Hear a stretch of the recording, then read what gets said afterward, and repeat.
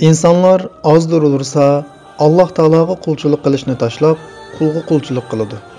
Bu sabablik asosda muhim bo'lgani insonlarning haqqa ishonishi.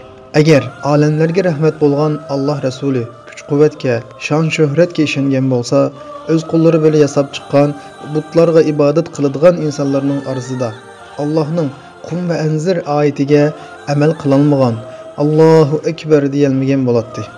Chunki ko'pning kuchiga ishongan kishi İbrahim bo'lolmaydi, butlarni param-parcha qilolmaydi. Lekin haqqa ishonganlar bo'lsa, oldida dengiz, keynida dengizdek bir dushman oldida Hazrat Musa alayhisalomdek albatta Rabbim men bilan birga menga bir chiqish yo'li ko'rsatdi deyalaydi.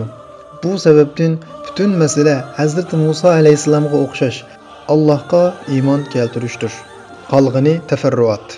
Agar qul Alloh bilan bo'lsa, bir hasa dengizda yo'l ochadi, sehrlarni yutadi, yana shu hasa toshni param-parcha qilib butun millatni sug'uradi. Sahoba efendilerimiz haqqa emas, kuch-quvvatga, shon-shuhratga ishongan bo'lsa, payg'ambarimizning yanida turolmagan qiyinchiliklarga bosh ekkan bo'ladi.